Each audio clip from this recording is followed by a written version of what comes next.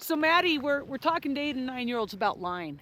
What can you tell us about what you learned, maybe common mistakes that you made, when you started to figure it out? Well, when I first started ski racing, I thought that attacking meant just going straight at the gate, but really that's kind of the opposite of what you want to do. Instead of looking at the gate, something I found really helpful was to instead look at the track that's been set.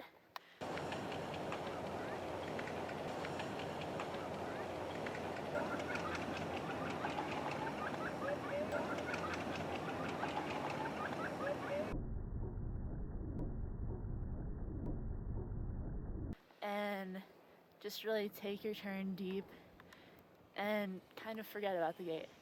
Just attack the hill instead of the gate. So when you say take the turn deep, what does that mean? So that means kind of like when you are starting the turn, point your ski further out than you would normally think to point it. And just trust that it'll come back under you.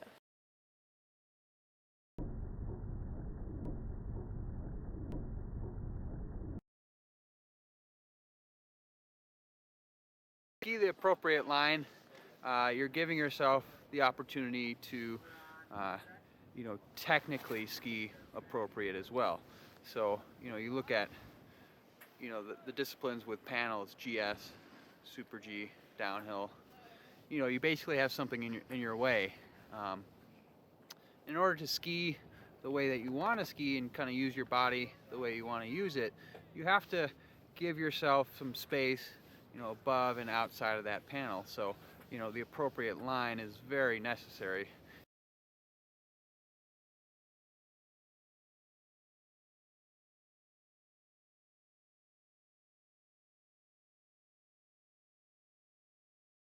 In slalom, where we're, blocking the gate, we're kind of moving that line. It can be a little more aggressive, at that gate, but still, we're trying to ski, with appropriate body movements, and so the appropriate line is very key to that.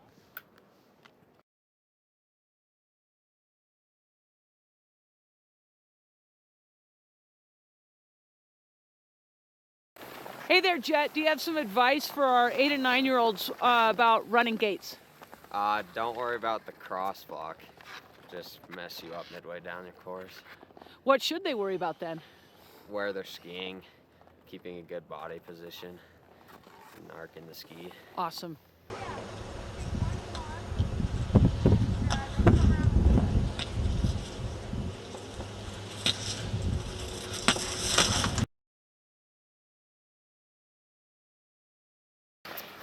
I remember when I was that age, I didn't really understand it.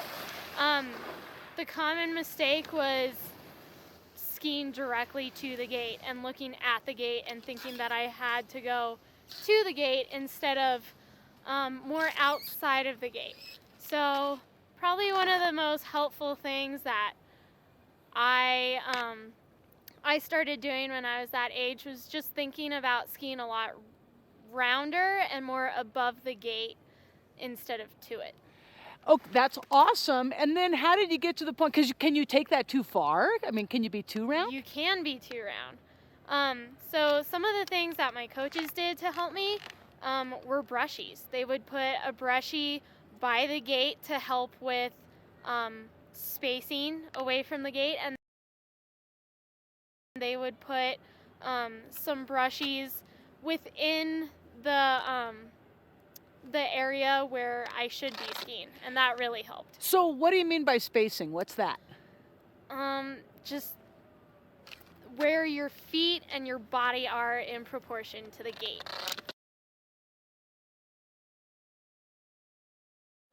How about you guys? What do you got? Just keep skiing like how you're free skiing.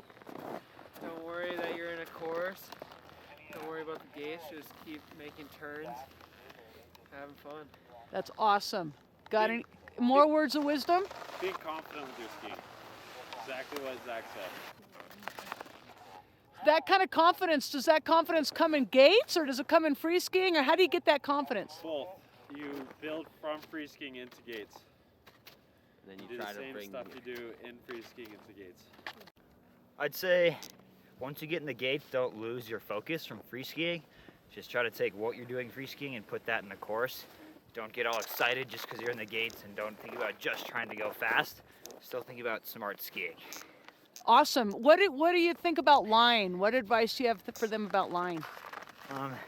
When you're young, you really got to give yourself space at the gates. Just because there's gates doesn't mean you want to be like hitting them out of the way and stuff. Try to keep a rounder line so you can ski cleaner. It'll help you out.